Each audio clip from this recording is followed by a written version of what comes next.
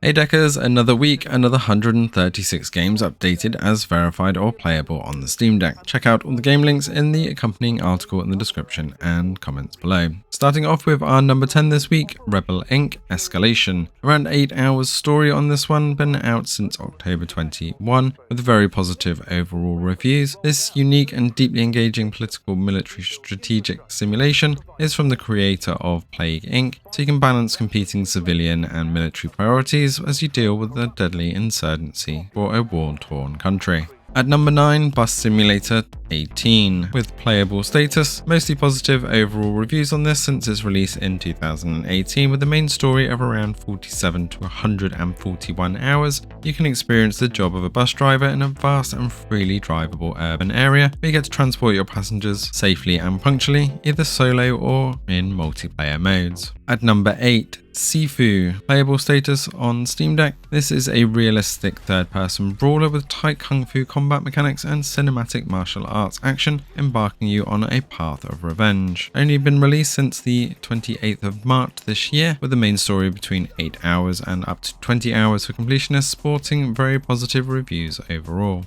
At number 7, TT Isle of Man Ride on the Edge 3. Playable status on the Steam Deck with a release ahead of the 11th of May. This is the iconic course for motorbike fans with 200 kilometers of open roads practice on, with challenging physics and a simulation for the best riders with an estimated around 8 hours completion time. This is one of the more realistic races that we've seen, especially for the Isle of Man series. At number 6, One Piece Pirate Warriors 4. Verified status with over 10,500 very positive reviews since its release in 2020. If you haven't played the One Piece series, One Piece Warriors 4 is based on the concept of experiencing a real One Piece battlefield. Buildings will come crashing down during the action and attacks will throw up smoke and dust, placing you in the thick of the One Piece world, with a main story of around 15 hours and 39 hours for completion. At number 5, Action Taimanin. Verified status and a very intense, gorgeous hack and slash action RPG from the Taimanin fame. Over 15,000 very positive reviews on this since its release in 2020. Around 30 hours gameplay on this and some multiplayer as well. This is free to play, and despite the tags, there doesn't seem to be any adult content. At number 4, Ironsight. Playable status on the Steam Deck and a free-to-play FPS at that.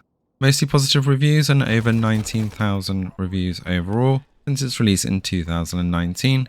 You are seeing actual gameplay on the Steam Deck here, as I did dive in and play with 60 frames per second, no issue, although you are going to be up against some mouse and keyboard players. Around 600 people playing a day if you want to dive in on Steam Deck. At number 3, Conqueror's Blade. Playable status and another free-to-play title. Mostly positive overall status with over 27,000 reviews since its release in 2019, and still has a fairly active player base with around 5,000 players a day. Again, you're seeing Steam Deck gameplay here as we dive into this one, holding around 30 frames per second on low settings because there is just so many people on your screen and fighting. You take control of a character and have an army of up to 15 people as well in this tactical action MMO, mixing both the MMO objects and real-time strategy. At number 2, Grounded, now with verified status and a very positive overall rating with over 42,000 reviews. Main story of around 22 hours and 88 hours for completionists, although you could spend a lot longer with this with friends online. And we have a full gameplay and best settings guide for this one on the channel as well, which we'll link in the article. But if you want to dive into this beautiful and dangerous place, this is a much more difficult survival game than it looks on the surface. Our number 1 this week though, although it's not out yet, it has been verified ahead of its release on the 2nd of May of Redfall.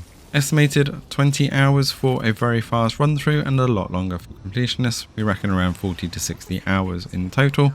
The town of Redfall is under siege by a legion of vampires who have cut the island off from the outside world. Trapped with a handful of survivors, slay alone or squad up in a new open world FPS. We're really looking forward to testing this one out, and once we get our hands on it, you can guarantee that we'll have gameplay and best settings on the channel. Let us know what you've been playing this week and if any of these take your fancy. Thanks for watching, and see you in the next one.